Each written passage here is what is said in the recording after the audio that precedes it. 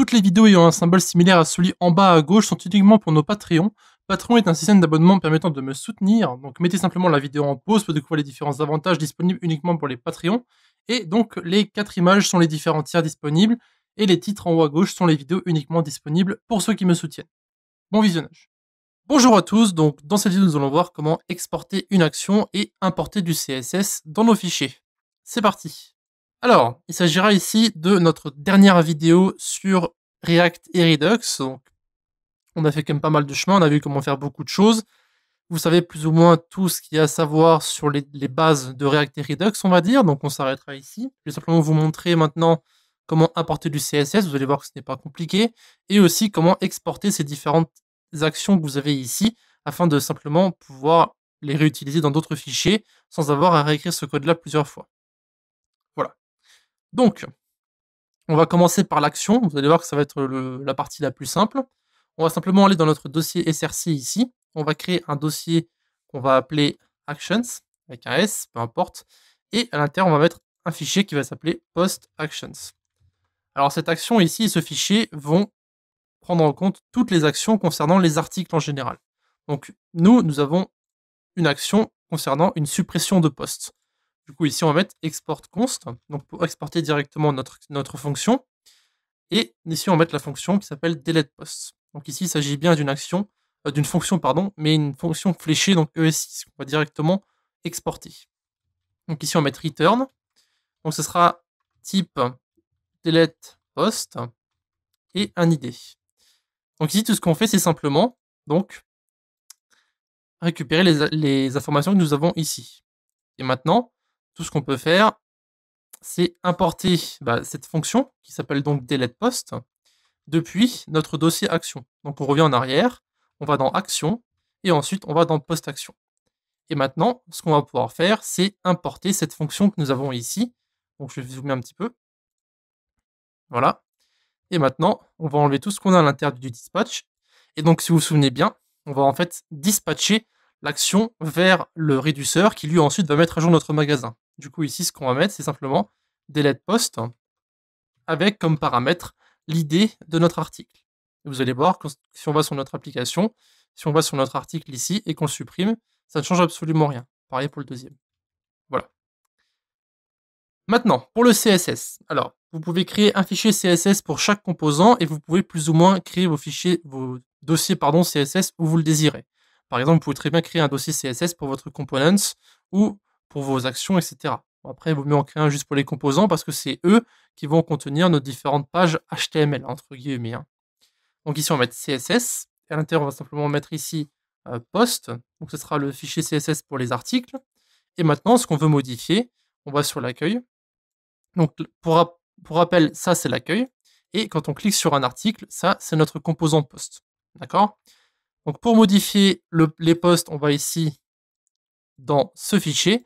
Et pour modifier les articles de la page d'accueil, c'est ici. Donc par exemple ici, si on veut modifier le H2, on va par exemple mettre class name, alors post title. On va le mettre ici sur post aussi, parce qu'on veut qu'ils aient la même couleur. On va mettre ici class name post title. Et donc en gros ici, vous pouvez très bien arranger votre page en mettant différentes classes, différents divs, vous pouvez mettre des balises nav, etc. Bref, vous pouvez très bien construire votre page à l'intérieur ici, dans d'autres composants que vous allez ensuite importer dans votre accueil par exemple, comme on a vu jusqu'à maintenant.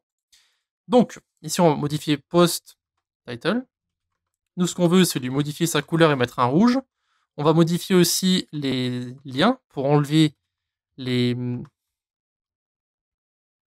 textes décoration. Alors, none du coup. Et on va mettre font style. Alors, on va mettre un petit italique. Voilà. Après, ce ne sera pas forcément joli. C'est pas très grave. On va aussi modifier les paragraphes. Donc là, je fais quelque chose de très général, mais vous pouvez très bien modifier votre fichier avec ce CSS là. Donc, par exemple, si on met là font weight 300. Voilà, donc maintenant on a créé notre petit fichier CSS.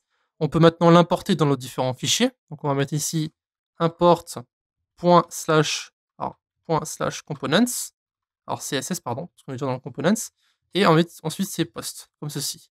Donc là on a importé notre fichier post.css, on va faire pareil dans l'accueil. Voilà, et vous allez voir que lorsqu'on va aller sur notre application,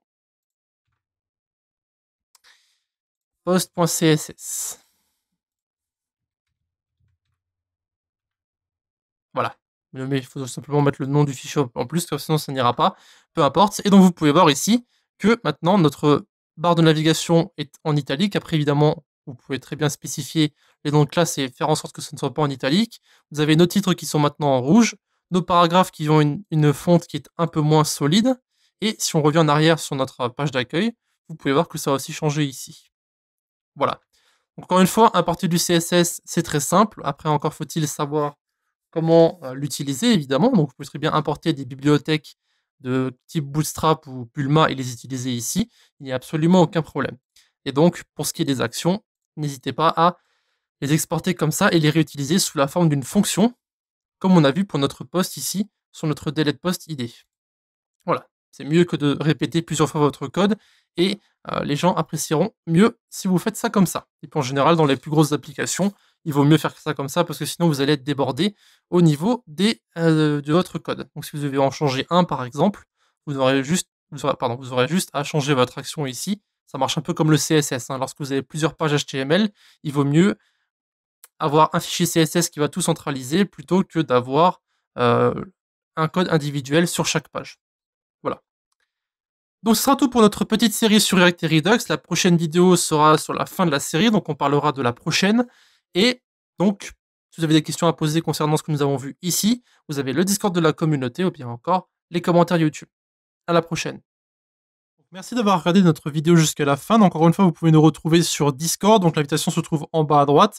Et aussi un grand merci à nos Patreons qui nous suivent pour le moment, donc qui se trouvent en bas à gauche. Si vous désirez avoir plus d'informations sur Patreon, allez simplement dans la description et retrouvez-nous directement sur le site.